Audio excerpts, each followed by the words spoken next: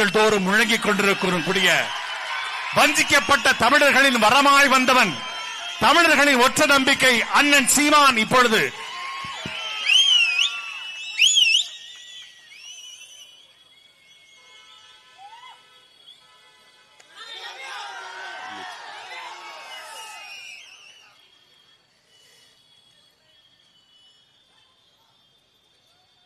சொந்த நிலத்தில் அகதியாகும் தமிழர்கள் நாம் தமிழர் கட்சியினுடைய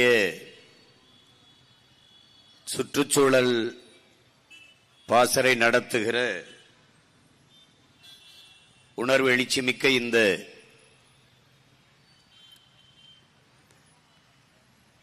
பொதுக்கூட்டத்திற்கு வருகை தந்து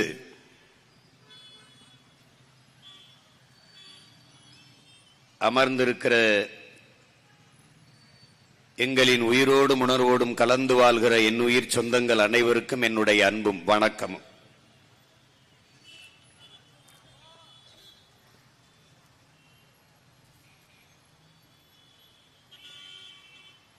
வாழ்விடத்தை இழந்து அகதியாவது எவ்வளவு பெரிய கொடுந்துயரம் என்பதை உணர்ந்து அறிந்த பிள்ளைகள் நாம் தான் இதற்காக போராட முடியும்.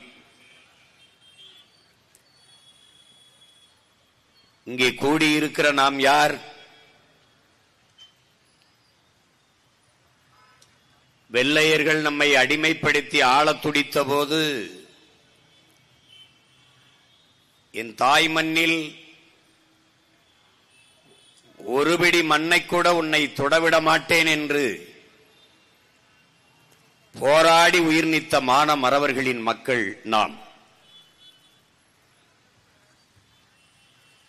இங்கே உயிரை இழக்கலாம், நம் உரிமையை இழக்கலாமா? உயிரினும் மேலானது நமது உரிமை. அடிமை வாழ்வினும் உரிமை சாவு மேலானது என்ற லட்சிய முழக்கத்தை முன்வைத்து தாய் மண்ணை மீட்க காக்க போராடிய நம்முடைய பாட்டன்கள் பூலித்தேவன், தீரன் சின்னமலை, வீர பெரும்பாட்டியார் வேலு நாச்சியார், அழகுமுத்துக்கோன், மாமன்னர்கள் மருதீர்வர்கள், வீரன் சுந்தரலிங்கம், மன்னர் கட்டபொம்மன், பெரும்பிடுகு முத்தரையர், இப்படி பல்வேறு வீர வாரிசுகள். அதன் பிறகு நம்முடைய பாட்டனார் செக்கிழுத்த செம்மல், நம்முடைய தாத்தாக்கள் தெய்வ திருமகன் முத்துராமலிங்க தேவர், தாத்தா பெருந்தலைவர் காமராஜர், கக்கன், சிங்கார வேலர், சிவானந்தம் போன்ற பெருமக்கள் எல்லாம் இந்த நிலம் வெள்ளையனிடம் பறிபோகிவிடக்கூடாது என்பதற்காக போராடி பெருமீகம் செய்த மறவர்கள். அவர்களுடைய பிள்ளைகள், வழி வழியே வந்த அவர்களின் வாரிசுகள், அவர்களின் இரத்த சொந்தங்கள் இன்று அதே தாய் நிலம் ஆட்சி அதிகாரத்தில் இருக்கிற கொள்ளையர்களிடத்திலே என் தாய் நிலம் போய்விடக்கூடாது என்பதற்காக போராடி கொண்டிருக்கிறோம். வெள்ளையனை எதிர்த்து போரிட்டது, போராடியது போர் என்றால், இன்றைய ஆட்சியாளர்கள் அதிகாரத்தில் இருக்கிற கொள்ளையர்களை எதிர்த்து நாம் போராடுவதும் போர்தான் என்பதை என்னரும் தமிழ் தம்பிதங்கைகள் புரிந்து கொள்ள வேண்டும். இங்கே தெற்காசிய முழுமைக்கும் பரவி வாழ்ந்த ஒரு இனத்தின் பிள்ளைகள் இந்திய துணைக்கண்டம் முழுமைக்கும் பரவி வாழ்ந்த தமிழ் பேரினத்தின் மக்கள் தமிழ்நாடு என்கிற சிறிய நிலப்பரப்பிற்குள் காலடியில் குறுகி அடங்கி இந்த நிலத்தையும் கண்முன்னே பறிகொடுத்துக் கொண்டிருக்கிற பரிதாப நிலைக்கு தள்ளப்பட்டிருக்கிறோம். இதற்கு காரணம் வேறு யாரும் அல்ல. எந்த அதிகாரம் நம் அன்னை நிலத்தை நம்மிடத்தில் இருந்து பறித்து முதலாளிகளுக்கு கையளிக்கிறார்களோ அவர்களுக்கே தொடர்ச்சியாக வாக்களித்து அதிகாரத்தை கொடுத்த நாம் தான் பெரும் குற்றவாளிகள். இங்கே பேசிய என் தம்பி தங்கைகள் எல்லாம் தெளிவாக எடுத்து விளக்கினார்கள். அரை மணி நேரத்திற்கு குறையாத காணொளி ஆவணப்படம் வேறு உங்களுக்கு திரையிட்டு காட்டப்பட்டது. எப்படி ஒவ்வொரு இடத்திலும் இவ்வளவுதான் பிரச்சனை என்று கருதி விடாதீர்கள். நேரமில்லை சொல்வதற்கு. நம்முடைய கவிப்பேரரசு வைரமுத்தவர்கள் சொத்தை பிரிவதல்ல சோகம், சொந்தங்களை பிரிவதும் அல்ல சோகம், தான் பிறந்த மண்ணை பிரிவதுதான் உலகத்தில் மிகப்பெரிய சோகம் என்று பதிவு செய்கிறார்.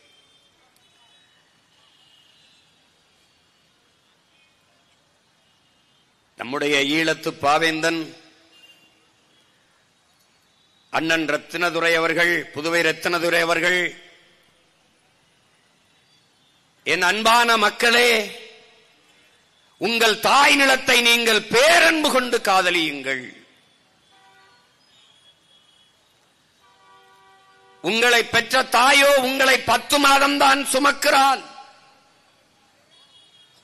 ஆனால் இந்த பூமி தாயோ உங்கள் வாழ்நாளின் கடைசி நொடி வரை சுமக்கிறாள்.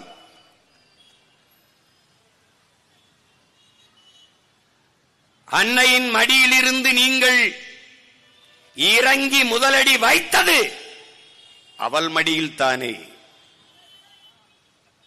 இறந்த பிறகு புதைந்தோ எரிந்தோ சாம்பலாவதும் அவள் நெஞ்சில் தானே. ஆகையினாலே என் அன்பான மக்களே, நீங்கள் உங்கள் தாய் நிலத்தை பேரன்பு கொண்டு நேசியுங்கள். ஏனென்றால் நிலத்தை இழந்தால் பலத்தை இழப்பீர்கள், பலத்தை இழந்தால் இனத்தை இழப்பீர்கள். ஆதலினால் என் அன்பான மக்களே, நீங்கள் உங்கள் தாய் நிலத்தை பேரன்பு கொண்டு காதலியுங்கள்.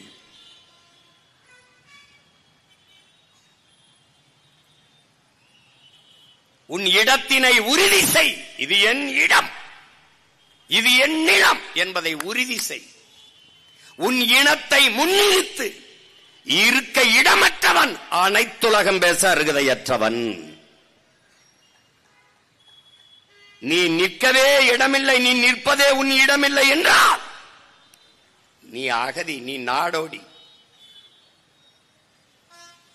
இதைத்தான் எங்கள் உயிர் தலைவன் மேதகவே பிரபாகரன் அவர்கள் நிலமற்ற இனமும் நிர்வாண உடலும் உலகில் அவமானகரமானது என்கிறார். அப்படி தாய் நிலத்திலேயே வாழ்விடத்தை இழந்து அகதியாக்கப்பட்டுக் கொண்டிருக்கிறோம். இதை என்னினும் இளைய என்னுயிர் தங்கைகள் தம்பிகள் புரிந்து கொள்ள வேண்டும்.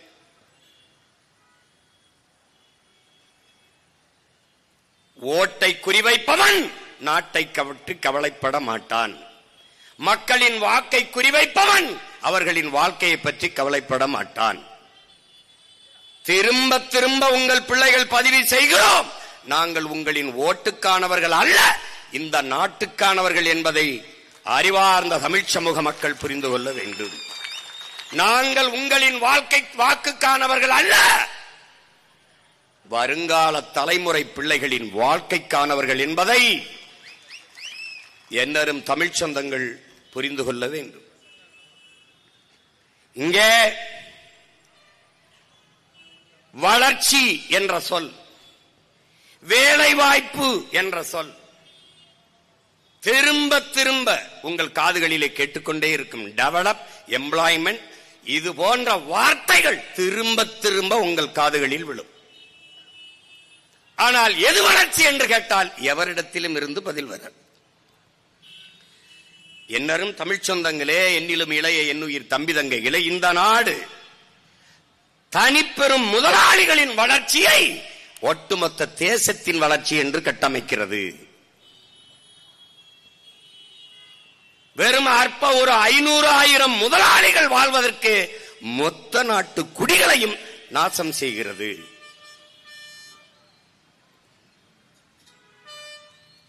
இங்கே வளர்ச்சி வளர்ச்சி இதை நுட்பமாக கவனிக்கணும். வளர்ச்சியை நோக்கி ஒரு நாடு போகிறது அப்படின்றால், ஒரு நாட்டின் குடிகளுக்கு அறிவை வளர்க்கும் கல்வி சரியாக சமமாக தரமாக தன் நாட்டின் குடிகளுக்கு அந்த அரசு கொடுக்கிறது. ஏழைக்கொன்று பணக்காரனுக்கொன்று உயர்ந்தவனுக்கொன்று தாழ்ந்தவனுக்கொன்று இல்லாது எல்லோருக்கும் சரியான சமமான கல்வியை ஒரு அரசு கொடுக்கிறது அல்லது கொடுக்க முயற்சிக்கிறது என்றால் அது வளர்ச்சியை நோக்கிய பயணம்.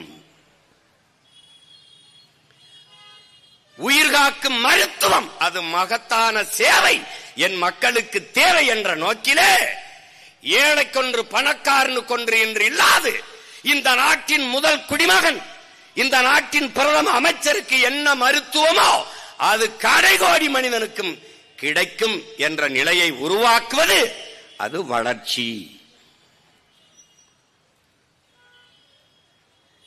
ஒரு நாட்டின் குடிகளுக்கு தவிச்ச வாய்க்கு தண்ணி தர முடியாது, தரமான குடிநீரை தர இயலாத அரசு அரசா தரிசா என்பதை அறிவார்ந்த என் தம்பி தங்கைகள் கேள்வி எழுப்பி பார்க்க வேண்டும். தண்ணீரை கொடுக்க முடியாது தனியார் முதலாளி. அப்பலோ, கின்லே, அக்கோஃபனா அந்த முதலாளி தான் கொடுப்பான். மருத்துவம் தனியார் முதலாளி தான் கொடுப்பான். போக்குவரத்து தனியார் முதலாளி தான் நடத்துவான். கல்வி தனியார் முதலாளி தான் நடத்துவான். தரமா அவனால் தான் கொடுக்க முடியும். கடைசியாக என்ன நடந்தது? குப்பையை கூட தனியார் முதலாளி தான் சரியாக அள்ளுவார். அறிவார்ந்த என் தம்பி தங்கைகளே, ஒரு கிலோ குப்பையை அல்ல 12 ரூபாய். ஒரு கிலோ குப்பை அள்ளுறதுக்கு 12 ரூபாய் அவன் எழுதி வச்சிருக்கிறது. இந்த அரசு நடத்துற கழிவறை இருக்குல்ல, இந்த கழிவறை கழுவ 3 ரூபா செலவழிச்சா நல்லா கழுவிடலாம், பளிச்சுன்னு கழுவிடலாம். 350 ரூபா ஒரு கக்குச கழுவ. இவங்க அந்த கக்குசிலே பூட்டி வச்சு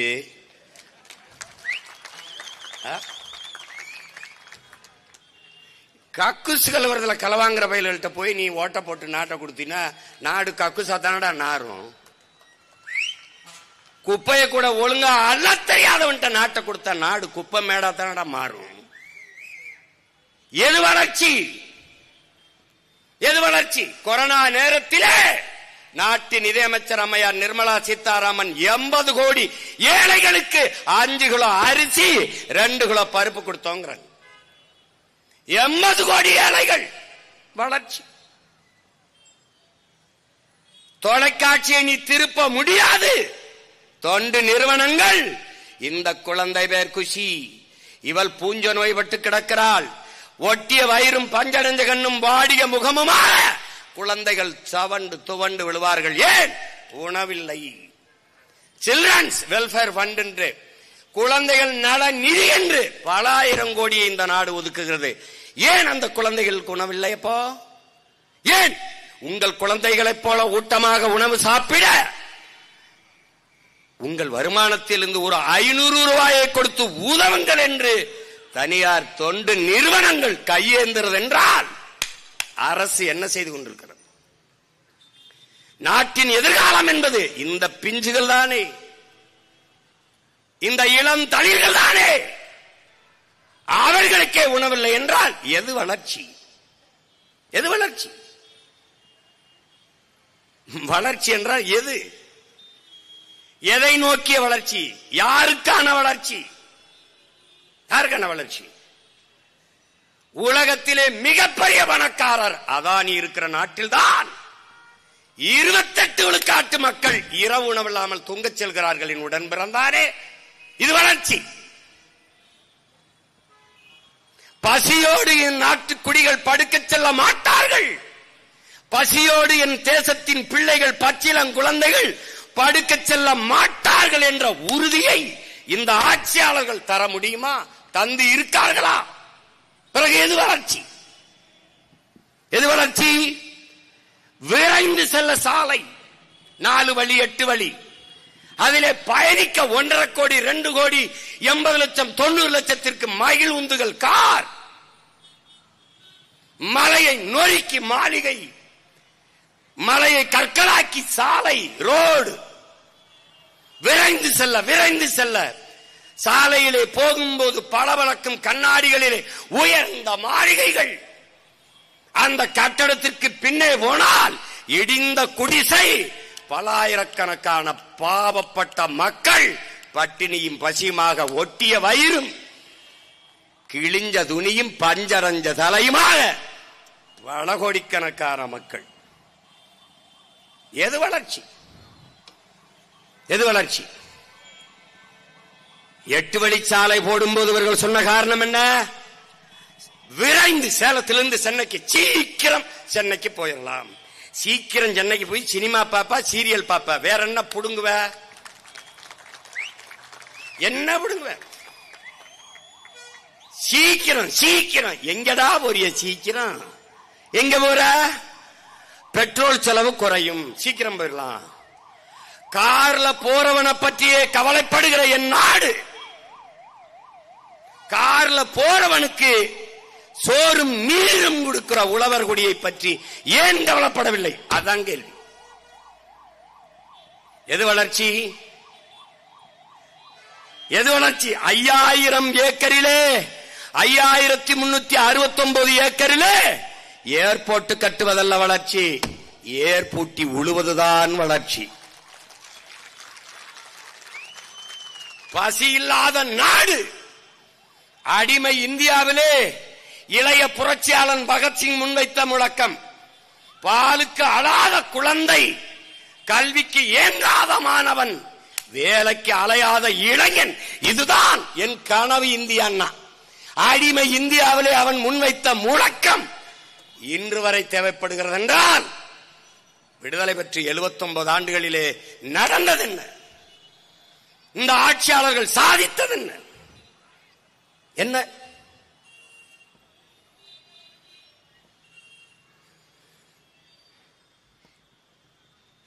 திரும்ப திரும்ப உங்கள் உடன் பிறந்தன் கற்பிக்கிறேன். எந்த தேசத்திலையும் பறந்து செல்ல விண்ணூர்தி இல்லை, பயணிக்க கார் இல்லை, பார்க்க தொலைக்காட்சி இல்லை, பயன்படுத்த அலைபேசி இல்லை, செல்போன் இல்லை என்று எந்த நாட்டிலும் புரட்சி வந்தது இல்லை. எந்த நாட்டிலே நீரும் சோறும் இல்லையோ அந்த நாட்டில் புரட்சி வராமல் இருந்ததில்லை. அதை எதிர்கொண்டு தடுக்க எந்த தலைவனும் நின்றதில்லை. உனக்கு சான்று ரொம்ப விளந்தாடாத பக்கத்தில் இங்க பங்களாதேஷ், இங்க இலங்கை, ஒரு சின்ன பகுதி, சின்ன நம்ம மாநிலத்தில், நம்மள ஒரு மாநிலம் கூட அவன் சின்ன நாடு. அவன் பொருளாதார வீழ்ச்சியை கண்டான். பங்களாதேஷ்ல கலவரம் பார்த்திருக்க, இலங்கையில கலவரம் பார்த்திருக்க. ஏன்? ஏன்? பொருளாதார வீழ்ச்சி, பசி. 1 கிலோ ஆப்பிள் 1000 ரூபாய்னா, பெட்ரோல் லிட்டர் 5000. அதிபர் ராஜபக்சே வீட்டை மக்கள் முற்றுகையிட்டார்கள். விலை உயர்ந்த கார்கள் நின்றது. ஒரு காரை கூட அந்த மக்கள் எடுத்துக்கொண்டு செல்லவில்லை. என் உடன் பிறந்தவனே 5 காரையும் தீ வச்சு கொளுத்தினார்கள். ஏன்? அவனுக்கு வேண்டியது கார் அல்ல, நீர், சோறு. நீ என்ன கற்பிக்கிறாய்? எப்படி எங்களை காலி பண்ணுகிறாய்? அதுல வந்தது பாரு.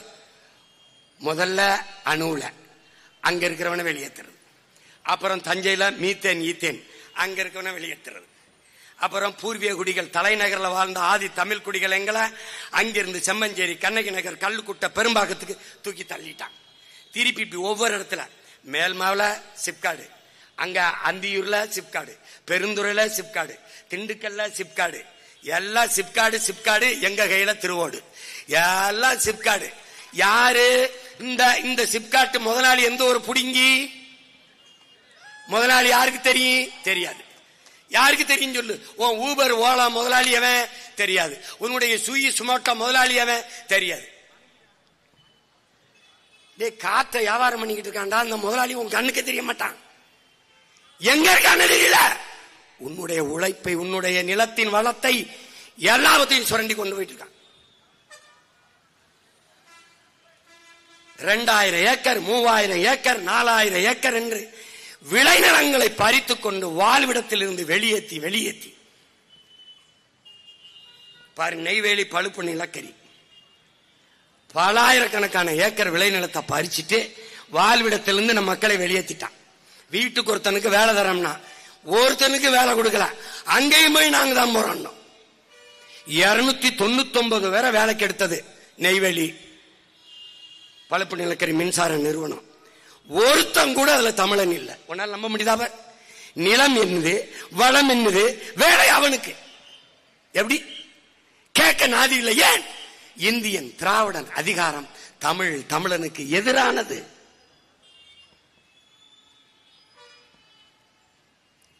எந்த இடத்துல ஒன்று வச்சிருக்கான்? கடலூர்ல சிப்காட் இருக்கு, சைமா இருக்கு.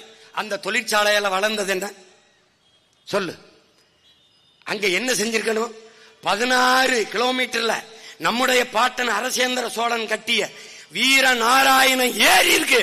அதை தூர்வார துப்புள்ளாத இவர்கள் சைமா கொண்டு வரேன், சிப்காடு கொண்டு வரேன். ஏற்கனவே ஸ்பெஷல் எக்கனாமிக் சொன்னு சிறப்பு பொருளாதார மண்டலம் என்ற பேர்ல பல ஆயிரம் ஏக்கரை பறிச்சு முதலாளிகளுக்கு கொடுத்தான். ஒரே ஒரு கேள்வி கேட்கிறேன், ஒரு கேள்வி அண்ணன் கேட்கிறேன். இப்போ பரந்தூர்ல 5000 ஏக்கர்ல ஏர்போர்ட் கட்டிடுறான். திருப்பி விளைநிலம் பத்தல, அந்த ஏர்போர்ட்டை தூத்துட்டு விளைநிலமா ஆக்க முடியுமா? இதுக்கு மட்டும் பதில் சொல்லு. வாய்ப்பே கிடையாது. போரின் பேரழிவுக்கு பிறகு கூட மக்களை மறுகுடியேற்றம் செஞ்சிட முடியும். ஆனால் நெய்வேலியிலே பழுப்பு நிலக்கரி மின்சாரம் எடுத்த இடத்திலே, மீத்தேன் ஈத்தன் எடுத்த இடத்திலே, அணு உலை ஸ்டெர்லைட் வச்ச இடத்திலே என் மக்களை மறுகுடியேற்றம் செய்ய முடியாது. அப்ப சொந்த நிலத்திலேயே நான் நிலத்தை இழந்து அகதியாக்கப்படுறேன், வாழ்விடத்தை இழந்து ஏதிலியாக அகதியாக வெளியேற்றப்படுறேன், நிலமற்ற கூலியாக்கப்படுறேன். இவன் வளர்ச்சினே சொல்லுவான். என்ன வளர்ச்சி? இப்படி கேட்போம். சிப்காடு தொழிற்சாலை வந்துருதியா? சிப்காடு தொழிற்சாலை மேல்மாவில கட்டிட்டான். 2500 ஏக்கர் 3000 ஏக்கர் எடுத்து கட்டிட்டான். விளைநிலத்தை கட்டிட்டு எங்களுக்கு தற்சார்பு, எவனையும் சாராத வாழ்க்கை வேளாண்மை தான். நான் உழுவேன், வேளாண்மை செய்வேன், அதுல அறுப்பேன், வைக்கல என் மாட்டுக்கு போடுவேன், வைக்கல் சாணியை போடுவேன், அதை கொண்டு நிலத்துல போடுவேன், உழுவேன், என் அரிசியை எடுத்துக்கிட்டு தவிடு அதுக்கு போடுவேன். எங்களுக்குள்ள ஒரு தற்சார்பு வாழ்க்கை, அதை காலி பண்றான். முதலாளிக்கு 2000 ஏக்கர் விளைநிலத்தை எடுத்து கொடுத்துட்டான். இப்ப தொழிற்சாலை வந்துருச்சு. தொழிற்சாலையில என்ன தயாரிப்ப உனக்கு தெரியாது. தொழிற்சாலை வர்ற கழிவை எங்க ஊத்துவ? என் நிலத்துல ஊத்துவ, என் குளத்துல ஊத்துவ, ஏரியில் ஊத்துவ, ஆத்துல ஊத்துவ. அந்த தண்ணியை நான் குடிச்சிட்டு சாகணும். எப்படி? பாத்தியில தண்ணி என்ன நேரத்தில் வருதுன்னு?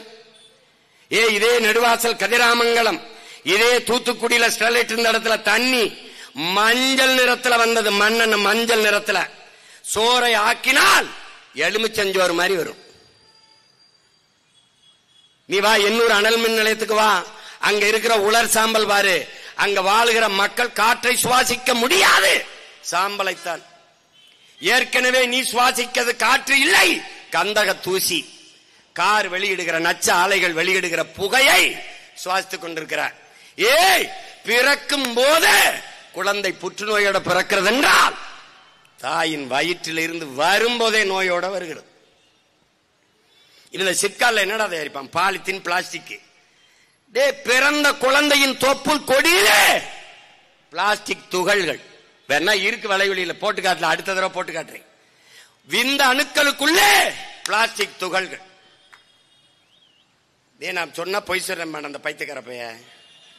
இவன் எதுவுமே நான் பேசும்போது புரியாது, நான் போதிக்கும் போது உனக்கு புரியாது, பாதிக்கும் போதுதான் நான் சொல்றதும் உனக்கு புரியும். பிளாஸ்டிக் தயாரிப்பான். அந்த கழிவை கொண்டு நம்ம ஆத்துல ஊத்துவான், கிணத்துல ஊத்துவான், குளத்துல ஊத்துவான், குழிய தோண்டி ஆழ்குழாய் கிணறுக்குள்ள பூமிக்குள்ள ஊத்திட்டு போயிடுவான். நிலம் நஞ்சாயிரம், நீர் நஞ்சாயிரம். இந்த ஆலை கழிவு பாலாறு தண்ணி காவிரி தண்ணி திறக்கும் போதெல்லாம் ஒரு ஆள் உயரத்துக்கு நுரையா தண்ணி வருதே, அப்படிதான் அதுக்கு முன்னாடி வந்துச்சா? தண்ணி வருதா நுரை வருதா? இங்க இருக்கிற அமைச்சர்கிட்ட கேட்கறதுக்கு மக்கள் நிறைய சோப் போட்டு குளிச்சு விடுறாங்கன்ட்டான். இந்த மாதிரி அறிவாளிகளுக்கு ஓட்டு போட்ட கூட்டமே ஒண்ணு என்ன செய்யறது? தர்மாக்கோளை விடுறது, கடல்ல மீன் வளத்தை பெருக்கிறோம்னு சட்டியில மீனை வச்சு மீனுக்குள்ள கடலுக்குள்ள விடுறது. டேய், இவங்களெல்லாம் எங்கடா கண்டுபிடிப்பீங்க? தேடி தேடி பார்த்து ஓட்டு போடுறீங்களா நீங்க? இவங்கள எப்படி?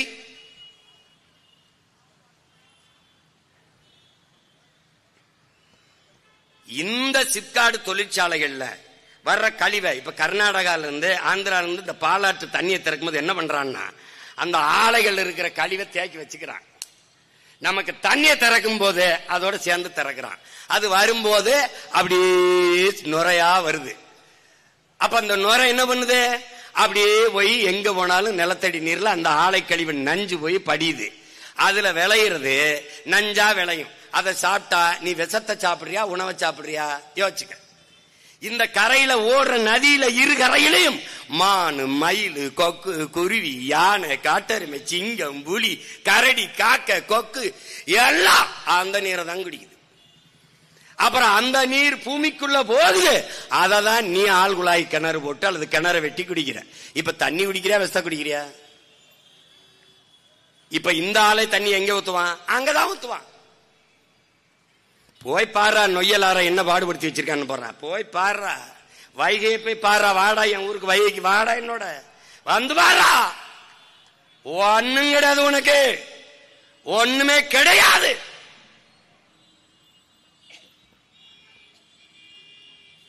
திரும்ப திரும்ப நான் சொல்றேன், இன்னொரு முறை இங்க பாரு. உதயசூரிய ரெட்டல, உதயசூரிய ரெட்டல, உதயசூரிய ரெட்டல, உதயசூரிய ரெட்டல. அரை அங்குலம் கூட இந்த நாடு வளர்ச்சியை எட்டல. எல்லாம் புரிஞ்சுக்க தம்பி. அங்க மதுரையில் எல்லா ஊர்லயும் டிஃபன் பாக்ஸ் கொடுக்கறான். நான் டிஎம்கே டிஃபன் பாக்ஸ். என் தம்பி ஒருத்த கேட்டான், டிஃபன் இங்க இருக்கு, பாக்ஸ் டிஃபன் பாக்ஸ், டிஃபன் எங்க இருக்கு? எங்க விவசாயிக்கிட்டு இருக்கு. டிஃபன் எங்க இருக்கு? எங்க விவசாயிக்கிட்டு இருக்கு.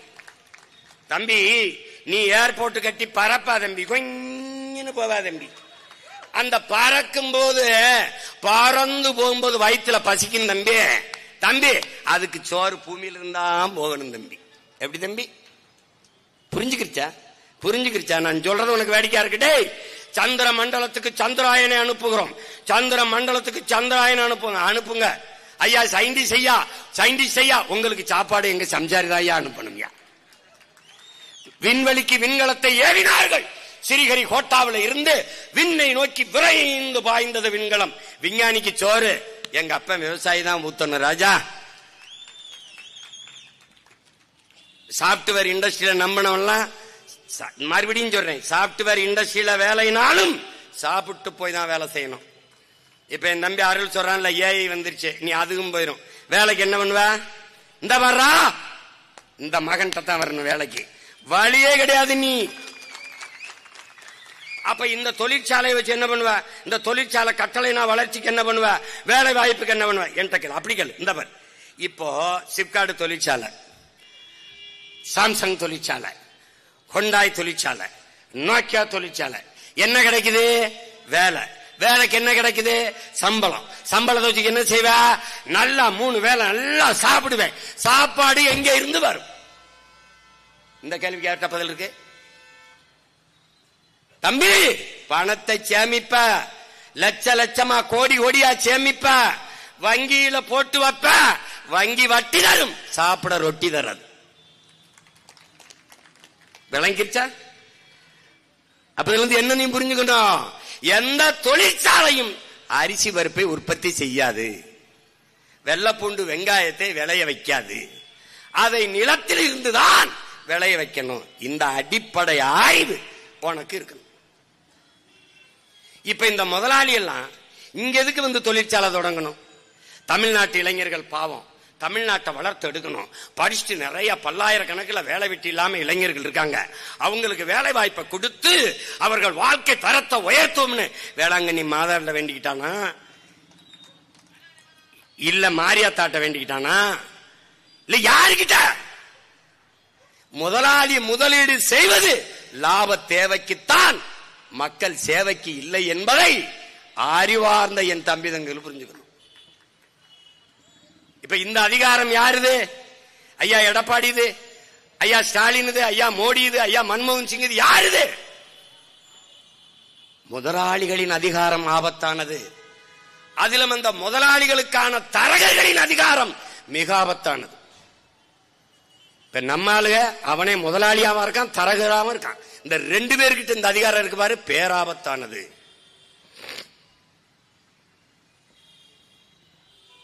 இப்ப நீ எப்படி வேலை கொடுப்ப? இப்ப 2000 ஏக்கர் 3000 ஏக்கர்ல மேல் மாவுல எடுக்கிறான்ல, நான் எடுக்க மாட்டேன்.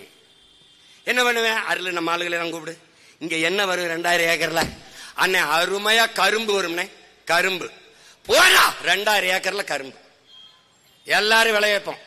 நாங்களே விளைய வச்ச அங்கே தொழிற்சாலை, அங்கேயே தொழிற்சாலை, வேலை வாய்ப்பு. எப்படி? கரும்புல இருந்து எத்தனால் பெட்ரோல், கரும்பு சக்கையிலிருந்து சாப்பிடுற தட்டு, கரும்புல இருந்து நாட்டு சக்கரை, கற்கண்டு, வெல்லம் தயாரிக்கிற தொழிற்சாலையை மேல்மா மக்கள் வாழ்கிற இடத்திலே கட்டுவேன். உனக்கு வேலை தானே கேட்ட? வேலை தானே கேட்ட? 4000 ஏக்கர் 2000 ஏக்கர் 3000 ஏக்கர் என்று முதலாளி எவனே தெரியாம நச்சு ஆலைகளை நிறுவனி பறிக்கிற அந்த இடத்திலே ஆடு மாடுகள் வளர்க்கிற பண்ணை, நாட்டு கோழி வளர்க்கிற பண்ணை, மாடுனா மாடு இல்ல, மாடு பால், பால் இருந்து பாலாடை கட்டி, நெய், தயிர், மோர், அப்புறம் சீஸ், இத்தனை தொழிற்சாலைகளா பைத்தியக்கார பரதேசி, அத்தனை தொழிற்சாலைகளா. இந்த மாதிரி மீத்தேன் எடுக்கிறானா தஞ்சாவூர்ல. இப்ப கடலுக்குள்ள போய் என் தங்கச்சி கார்த்திகா சொன்ன மாதிரி முதல்ல மலையை நொறுக்கிட்டான், மலை சார்ந்த இடத்து குறிஞ்சி அழிச்சிட்டான், அடுத்து காடு காடு முல்லை அழிச்சிட்டான், வயலும் வயல் சார்ந்த இடத்த மீத்தன் ஈத்தன் நக்கி எடுத்துட்டான். இப்ப கடலும் கடல் சார்ந்த இடத்துக்கு அங்க போய் என்ன பண்றான்? நெய்தல்ல போய் கடலுக்குள்ள மீத்தேன் எடுக்கிறேன். நீ நல்லா ஆத்தாளுக்கு அப்பனுக்கும் பிறந்தவன், எடுத்துடா பாப்பா, எடுத்துருப்பா, எடுத்துரு நீ. ஏய், இந்த முச்சந்தில இருந்து கத்திக்கிட்டு இருக்க சீமானதானே நீ பாக்குற? இந்த இங்க பாரு, 36 லட்சம் 2 மடங்காங்கி 72 லட்சமா ஆச்சு. நீ செத்தாயிடா, நீ செத்தா, நீ நகரவே முடியாது. என்னை கேட்காம நீ கால் எடுத்துக்க முடியாது. நீ கையெழுத்து போடலாமான்னு என்னை பார்க்கணும். அந்த நிலையை நான் உருவாக்குவேன். அதுக்கு தேவை வேலை செஞ்சுக்கிட்டு இருக்கேன். என் மக்களுக்கு ஒன்னே ஒண்ணு வேண்டா, கடைசியா கற்பனை சாமி என்னை காப்பாத்துன்னு. பிரபாகரன் மகன் என்னை விட்டு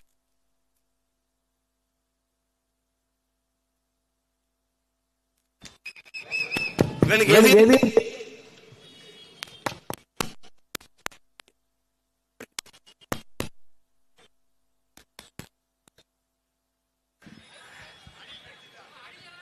அனிலா, அது பாவம், அது அது அது பாவம்.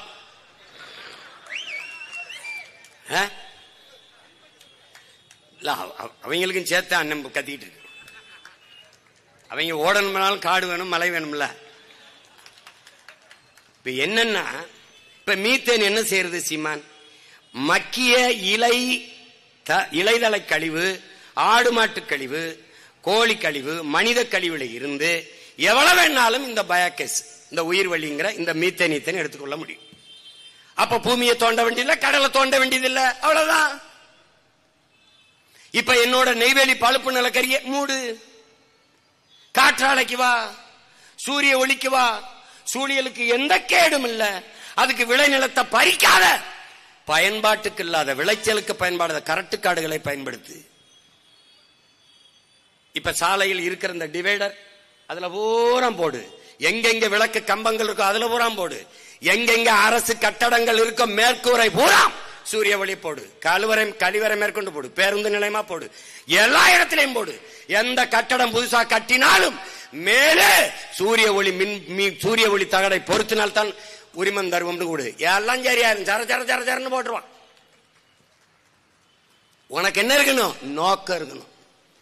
நீ விளைநிலத்தை 5000 ஏக்கர் 6000 ஏக்கர்னு பறிச்சு அரசு உற்பத்தி செய்யல, தனியாற்ற கொடுக்குது.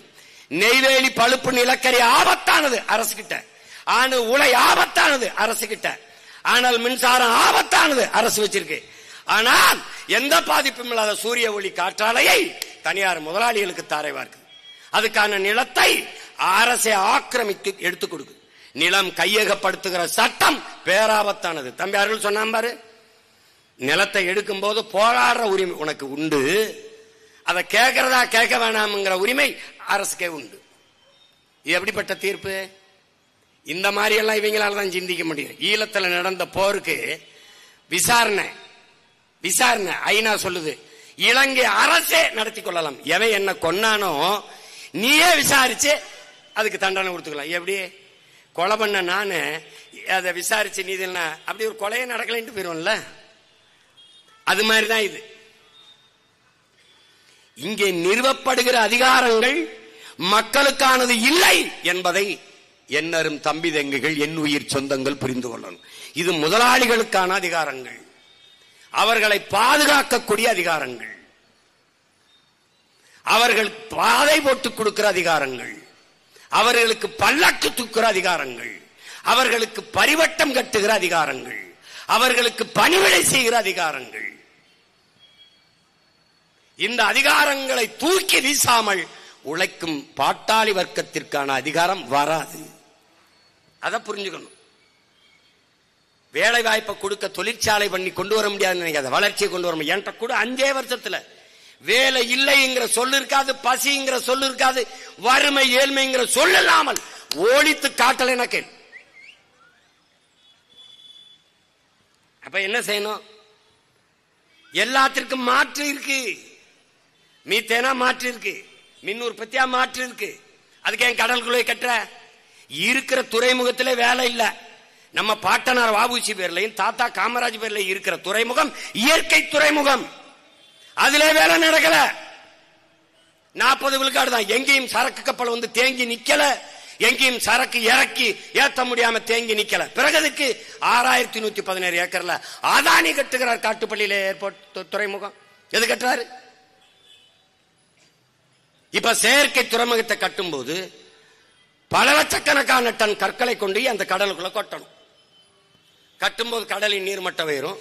அந்த ஓரத்திலே இருக்கிற பவளப்பாறைகள், கடலுக்குள்ளே இருக்கிற காடு பவளப்பாறை, அரிதனும் அரிதான இயற்கையின் பெருங்கொடை.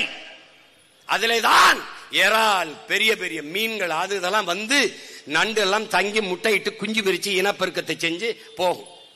அது அலையாத்தி காடுகள். இந்த பவளப்பாறைகளைத்தான் அது பயன்படுத்திக் கொள்ளும் இனப்பெருக்கத்துக்கு. அந்த பவளப்பாறை மேலே இவன் பல லட்சக்கணக்கான டன் கற்களை எங்கிருந்து எடுப்பான்? நம் பூமி தாயின் மாற அறுப்பா. ஏற்கனவே அறுத்துக்கிட்டு இருக்கான், எம் சாண்டு இளவ கூட்டிக்கிட்டு இருக்கான். பல லட்சக்கணக்கான டன் மலைகளை அறுத்து கொண்டே கொட்டுவான். யாருக்கான லாபம்? அதானிங்கிற ஒரு முதலாளிக்காக என் கடலை கூறுபட்டு விற்கிறான். என் தாயின் உடலை கூறுபட்டு வித்தது போல என் கடலை கூறுபட்டு விற்கிறான். அந்த இடத்துக்கு அவன் நுழைய விட மாட்டான்.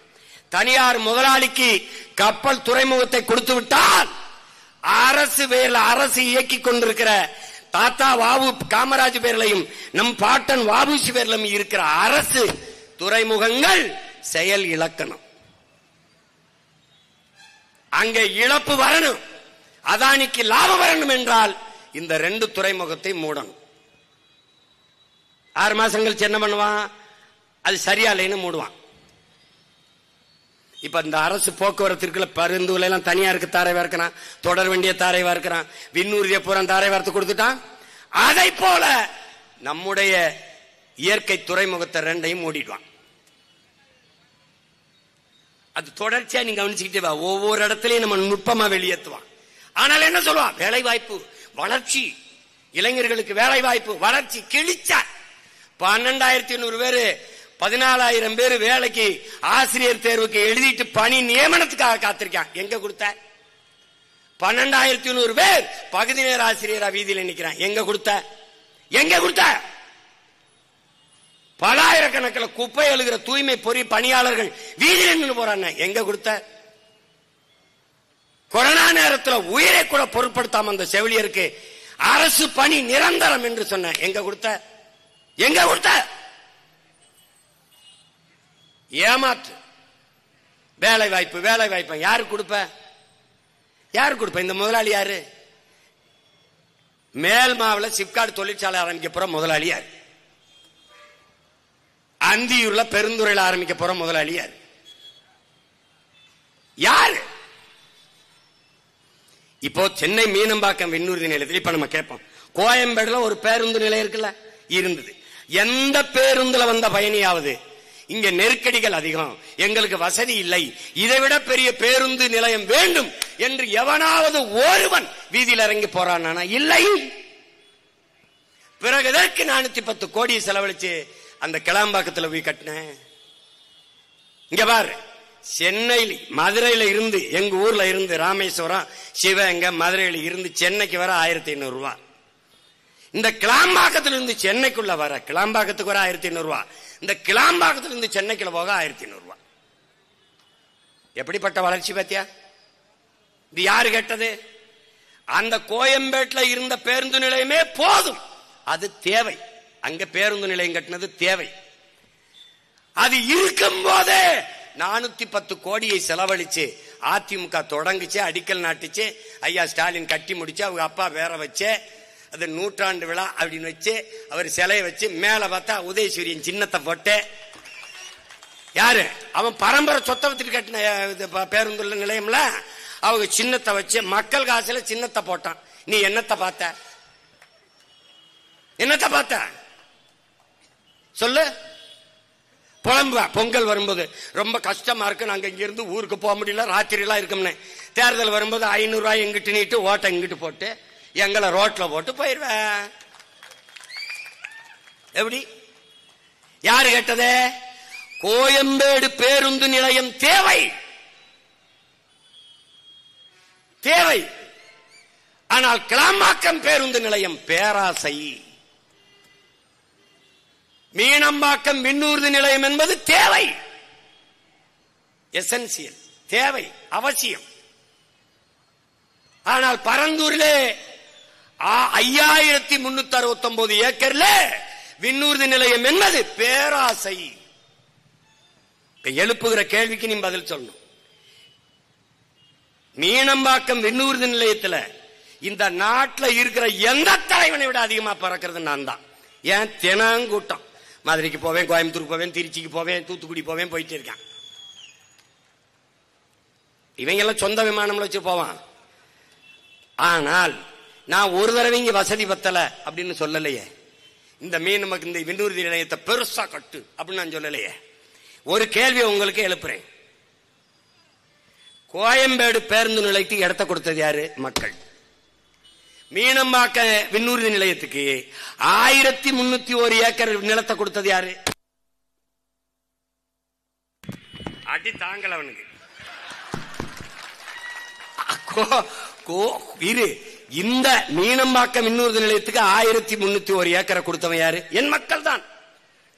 சேலத்தில் இருந்து சென்னைக்கு 4 வழிச்சாலைக்கு இடத்தை கொடுத்தது யாரு? நிலத்தை கொடுத்தது யார்? வீட்டை இடிக்க, கடையை இடிக்க அனுமதிச்சவன் யார்? என் மக்கள் தான். ஏன்? தேவை. ஆனால் 8 வழிச்சாலை என்பது பேராசை. அப்ப நீ போடுறவனா இருந்தா என்ன செய்யணும்? அறிவா இருந்தவன், நாட்டை மக்களை நேசிக்கிற தலைவன் என்ன பண்ணிருக்கணும்?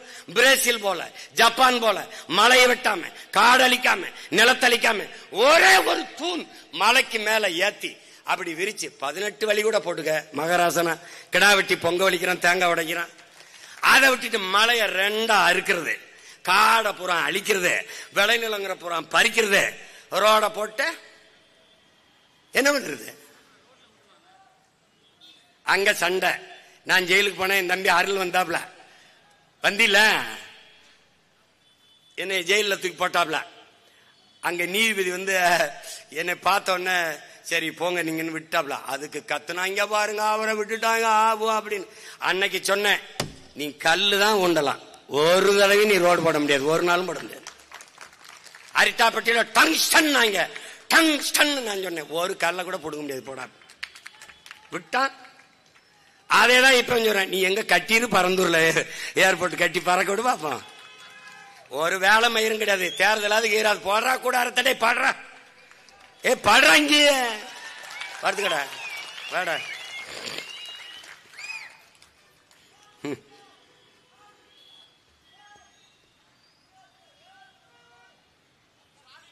ஸ்டாலின்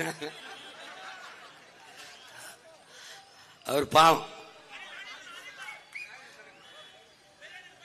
ஆமாமா, ஒருத்தன் டிவி விற்கிறான், ஒருத்தன் சாராயம் விற்கிறான். இவங்களை சமாளிக்க பெரும்பாடா இருக்கு. என்ன அப்ப நீங்க நுட்பமா கவனிங்க. இங்க பாருங்க, இப்படிதான் உங்களுக்கு சொல்லணும். இதுல எல்லாம் விளைநிலங்கள்லாம் எவ்வளவு பறிபோதுன்னு சொல்லிட்டான் பாருங்க. 1301 ஏக்கர்ல விண்ணூர்தி நிலையம் மீனம்பாக்கம் இருக்கு. அதுல 2,24,00,000 பேர் ஏறி இறங்கி பயணிக்கிறான் ஒரு ஆண்டுக்கு. அதுல 428 விண்ணூர்தி பறக்குது, ஒரு நாளைக்கு பறந்து போகுது இறங்கி. இதுல எந்த இடையூறும் இல்லை. இப்ப என் தம்பிக்குமான்னு சொன்ன மாதிரி அங்கேயே இடம் இருக்கு, விரிவாக்கம் இருக்கு. இப்போ சர்வதேசத்துக்கு பறந்து போறதுக்கு அங்கேயும் விரிவாக்கம் இருக்கு. திருச்சியில இருக்கு, தூத்துக்குடியே பண்ணியாச்சு, கோயம்புத்தூரை பண்ணியாச்சு, எல்லாம் அதான் கொஞ்சம் கொஞ்சம் விரிவாக்கம் பண்ணாலே போதும். இங்க 5000 ஏக்கரை பறிக்க வேண்டியது இல்ல. அப்படியே நீ தனியா பன்னாட்டுக்கு பறக்கணும்னா நீ சொல்லியிருக்கிய 1972 ஏக்கர் அரசுக்கு சொந்தம்னு, அதுல கட்டி பற. இங்க வர மீனம்பாக்கத்துக்கு வர எனக்கு 1 மணி நேரம் என் வீட்டுல இருந்து, அங்கிருந்து பரந்தூருக்கு வர 3 மணி நேரம். சென்னையில இருந்து டெல்லிக்கே பறந்து போயிடலாம். நான் என் வீட்டுல இருந்து இங்க வர 3 மணி நேரம் இருக்கு. இப்ப நான் என்ன பண்ணணும், மீனம்பாக்கத்துக்கு வந்து அங்க ஒரு பிளைட்ட பிடிச்சி பரந்தூர்ல இறங்கி இங்க இருந்து போகணும். கூட யார கூட்டி போகணும், இந்த திராவிட மாடல் 2.0, இந்த டெவலப் பாய்ஸ். வாங்கடா டே, பெட்டியை தூக்குங்கடா, டேய் தண்ணிங்கடா, வாங்கடா கூடன்னு கூட்டி. அங்க நியூயார்க்ல லாகுவார்டியாங்கிறதுல 680 ஏக்கர்ல தான் ஏர்போர்ட். 680 ஏக்கர்ல. நல்லா கவனிங்க, சென்னையில் இருக்கிற விண்ணூர்தி நிலையத்திலிருந்து இது பாதிதான், 680 ஏக்கர். 3,35,00,000 பேர் பயணிச்சு போய் இறங்குறான். 967 விண்ணூர்தி பறந்து இறங்கி போகுது.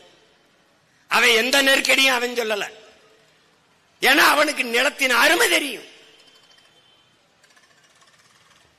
ஒவ்வொரு நாடும் பன்னாட்டு விண்ணூர்தி நிலையங்கள் மிக குறைந்த அளவிலே இருக்கு. வாஷிங்டன்ல ரீகன் நேஷனல் விண்ணூர்தி நிலையம்னு இருக்கு. அதுல 861 ஏக்கர்ல தான் அந்த விண்ணூர்தி நிலையம் இருக்கு.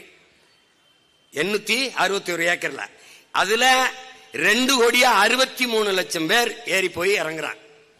அதுல 812 விமானங்கள் விண்ணூர்திகள் இறங்கி ஏறி பறந்துருது, ஒரு இடையூறும் இல்ல. ஜப்பான்ல புகோகால அங்க இருக்கிற விண்ணூர்தி நிலையத்துல 877 ஏக்கர்ல தான் அந்த விண்ணூர்தி நிலையம் இருக்கு.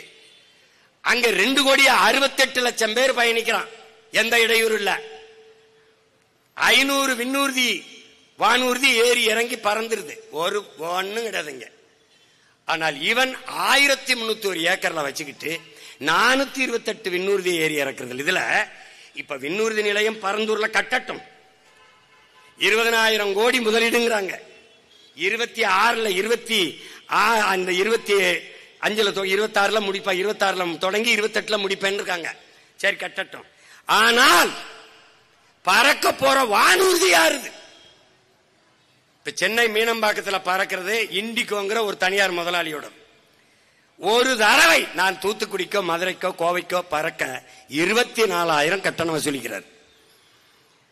அவர் 9:50க்கு வண்டினா அவர் 11 மணிக்கு எடுத்தா அவர் சொன்னதான் எஜமான் எடுக்கிறதா நேரம், அவர் விதிக்கிறதா கட்டணம். திடீர்னு 26,000 இரு வழக்கு தானே, கேஸ் தான் வர மாட்டேங்குது, கேஸாவது வரட்டும். பேச வந்ததை பேசாம நீங்க முன்னாடி பேசணுங்க, சுருக்கமா பேசிட்டு இறங்கி இருக்கணுமா இல்லையா? இவாடி பேசுங்க, படம் போட்டு காட்டுங்கடான்னா அவன் ரொம்ப நேரம் போடுறான், பாதி அந்த அவன் காட்டு மறைச்சு போறான். இதெல்லாம் இல்ல, பேசிட்டு தான் வருவான். வழக்கு போட்டா என் தம்பி மனோஜ் மேல போடுவான், அந்த அவன் மேல போடுவான், அண்ணன் மேல போடுவான். சேர்ந்தாப்புல போகமுடா, என்னடா இருப்பா, இன்னும் செய்தி இருக்கு. அதனால இப்ப என்னன்னா, இதனால ஒரு ஆனார், நாங்க சுருக்கமா சொல்லுகிறதானார், ஏர்போர்ட் கட்டுறதை கைவிட்டுருங்க ஆனார். எந்த என் நிலத்தின் வளத்தை பறிக்கிற நச்சு திட்டங்களை, விளைநிலங்களை பறிக்கிற திட்டங்களை இந்த அரசுகள் கைவிடணும்.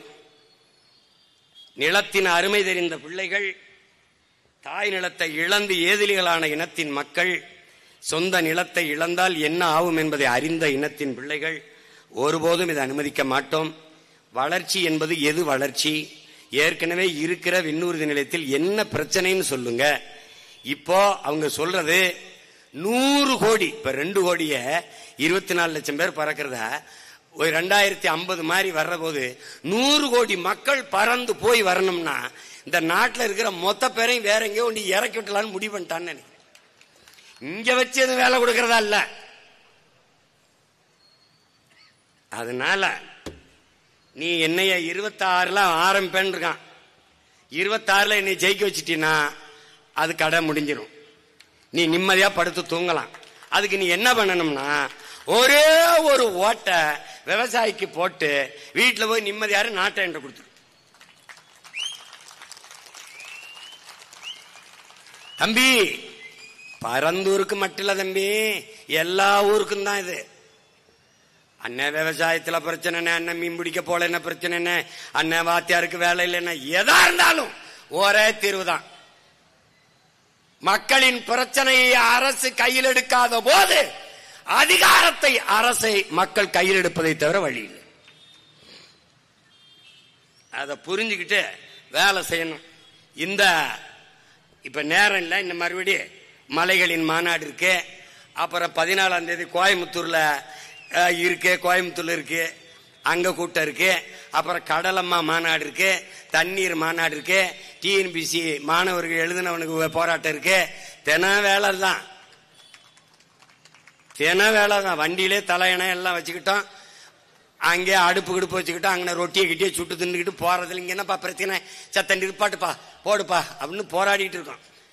அது மாதிரி இப்ப என்னரும் சொந்தங்களே, கொஞ்சம் கொஞ்சமா நம்ம விளை நிலங்களை, வாழ்விடங்களை இழந்து தாய் நிலத்திலே அகதியாக்கப்பட்டு கொண்டிருக்கோம் என்கிற புரிதல் உங்களுக்கு வரணும்.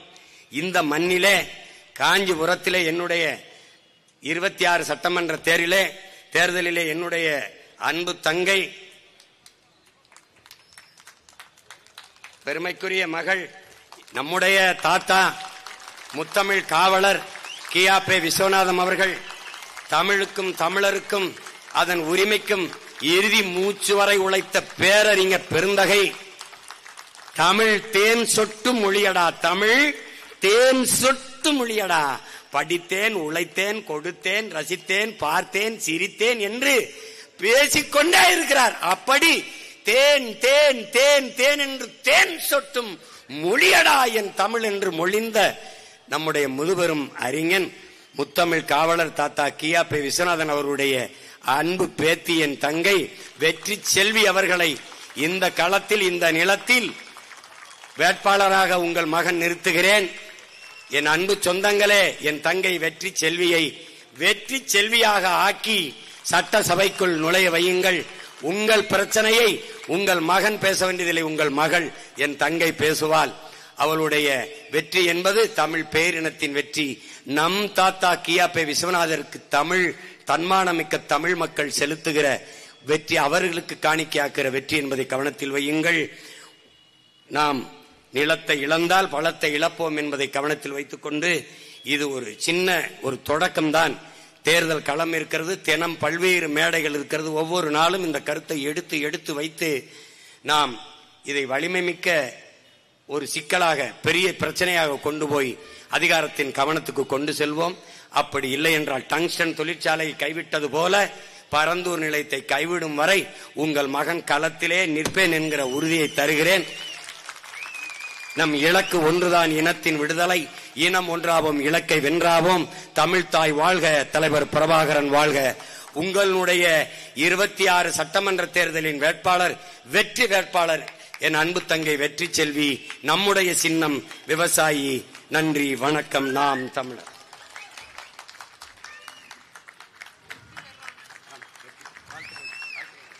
உறவுகளே, ஸ்ரீபெரும்புதூர் தொகுதியைச் சேர்ந்த உறவுகள் அண்ணனுக்கு நினைவு பரிசை வழங்க இருக்கிறார்கள்.